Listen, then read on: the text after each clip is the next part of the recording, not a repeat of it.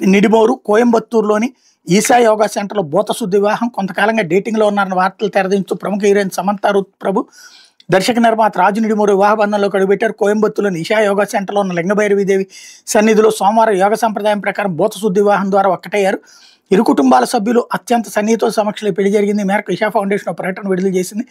ఆలోచనలు, భావోద్వేగాలు లేదా భౌతికతకు అతీతంగా దంపతుల మధ్య లోతైన బంధాన్ని ఏర్పరచడానికి రూపొందించిన విశిష్టమైన పవిత్ర ప్రక్రియ ఈ బోతశుద్ధి వివాహం అని సంస్థ పేర్కొంది. మరోవైపు తమ పెళ్లి ఫోటోలను సమంత సోషల్ మీడియాలో షేర్ చేయగా పలువురు సినీ ప్రముఖులు, అభిమానులు శుభాకాంక్షలు చెప్పారు అన్నటువంటి వార్తను హైలైట్ చేసి the family man 2, Citadel, honey Bunny web సిరీస్లో కీలక పాత్ర పోషించి సమంతతో కలిసి పనిచేస్తున్న సమయంలో ఆమెతో రాజుకి స్నేహం ఏర్పడింది.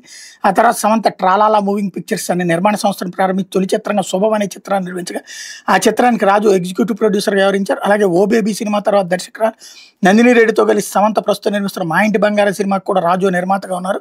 వరల్డ్ పికిల్ బాల్ లీగ్లో చెన్నై టీంని సమంత కొనుగోలు చేయగా అప్పుడు కూడా సమంతతో రాజు ఉన్నారు. గత నెలలో తన పెర్ఫ్యూమ్ బ్రాండ్ లాంచ్లో వీళ్ళెవరిని ఫోటోలు వైరల్గా మారే. అయితే వీరి వివాహంపై రాజు మాజీ భార్య శ్యామిలి దే ఇన్స్టా వేదికగా స్పందిస్తూ తెగించిన వ్యక్తులు దానికి తగినట్టుగా వ్యవహరిస్తారంటూ పోస్ట్ చేశారన్నటువంటి వార్తని హైలైట్ చేశారు.